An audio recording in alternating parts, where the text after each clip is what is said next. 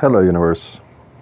Got the Princess Leia's on, so I will try to speak in the soft, velvety tone that the 11:59. Oh, that did not feel good. Okay.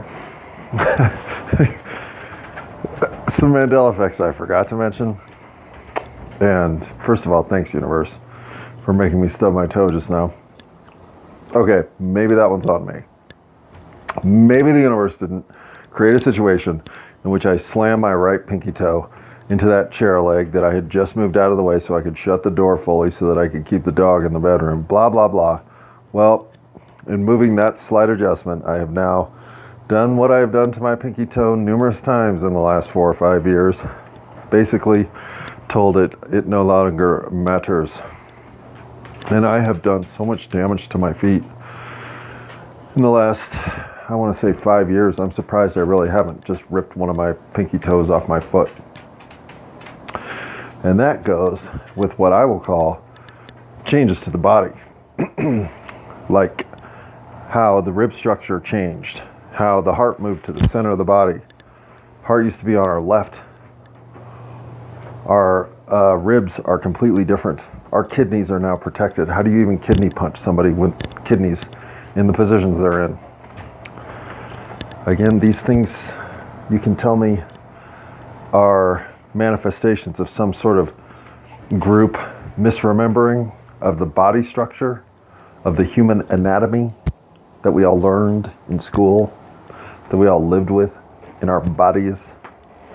Things are different. I actually measured myself to see if I had grown taller because I felt so different in this body. But keep telling me it's just crap in my head and other people's heads simultaneously in exactly the same capacity, exactly the same mistaken version of what they thought reality is versus what they're told reality is. And I guess that's not the worst segue into what I have spent today. I guess running up and down the chain of intellectual investigation, and that is how to bring meaning into life. I almost did it to my left foot right there, you know what I'm saying? That is not how to do it. Like, what is meaningful? What is a life filled with meaning? What does it look like? Is it one that's constantly on the go? Is it one filled with the love and attention of those around you? Is it one that is an adventure fulfillment of human exploration and endeavor? And yes, smoking to good stuff is definitely already taken care of, so that will not be happening during the recording. But okay, so but if you try to break down meaning, start with something like, what is the meaning of a spoon or a fork or a knife, right? There are inherent properties that exist for something to be what it is. A fork can't be a spoon because it's a fork, and a fork is not a knife, it's a fork. Now, can you cut things like a knife with a fork? Sure. But a fork's a fork and a knife's a knife. And yet, that can you cut things with a fork like a knife matters, because the way things get used is also how they create meaning. A fork is a fork, but if all you have is something that needs to be sawed in half to be eaten, it will be used like a knife. However, it will still retain its essence, its forkedness. And this goes back to the ancients. Aristotle and Plato would argue over the essence of something as its true nature of being. And I'm not trying to get distracted by a philosophical discourse on meaning, but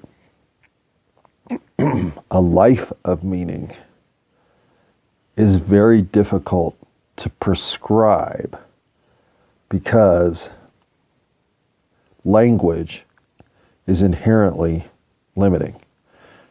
And it's its meaning clusters around concepts like soul or purpose or destiny or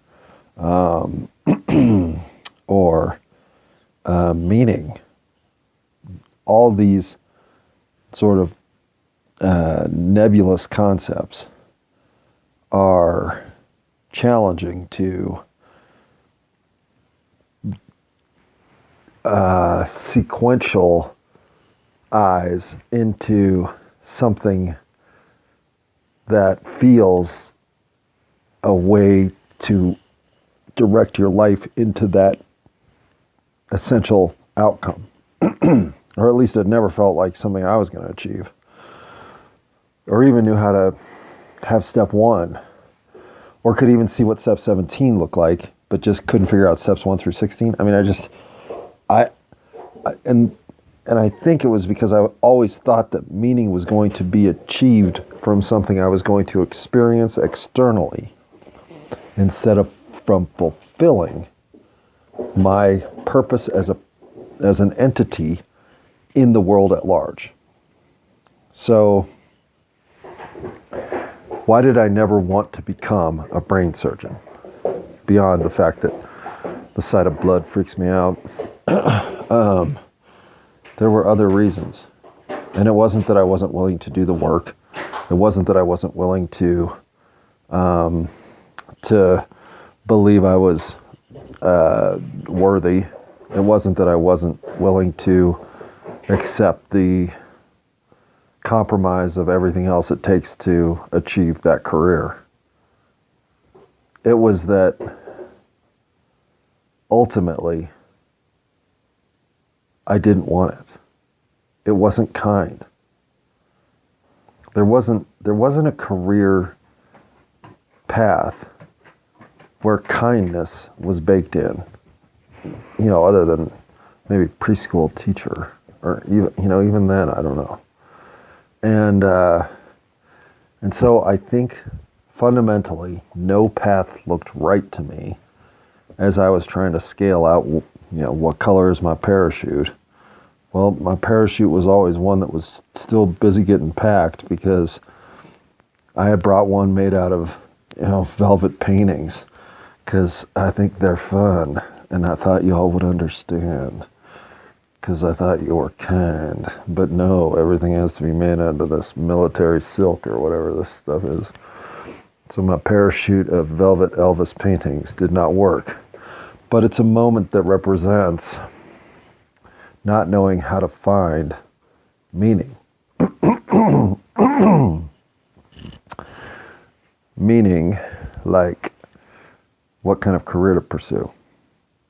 And oddly, the one career I always thought, well, if I need to, I could always nail that one as politician. Because you want me to talk a good game? Yeah, I can pretty much pull in and park in that spot and megaphone my way till the end of the day. But I always knew that would just turn me into such a sleazy mofo. I just didn't want to do it. Kind of like priest. And I don't mean in that kind of sleazy way. But I spoke earlier of an ex-girlfriend who got me. And the one sort of inside joke we used to share was how easily I could become the born-again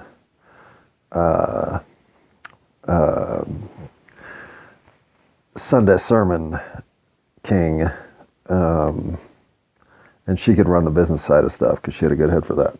But I told her ultimately I would just get caught doing something clearly very priest-like or whatever minister-like, or let's just say that I'd be the guy caught with my pants down in the back of the barn with someone from the choir. And although God, it's just, you see the shenanigans that these guys pull off. That, I feel for the people who fall for it. I forgive you all, but if you look deep inside your soul, you know those people are lying to you. And you know what? They're not selling you divinity. They're selling you bullshit. The divinity that you're looking for is not in their house. It's in yours. Stop listening to them. Start living as your true self and watch how divine all of a sudden everything around you starts becoming. But meaningful lives still are decided through actions we take. Every moment we're experiencing, obviously, is building meaning in the real moment. I didn't understand that. I didn't know that I could embrace moments like bathing my dog, or a moment like cleaning up my parents' kitchen. Well, excuse me. Excuse me. Need some chocolate milk.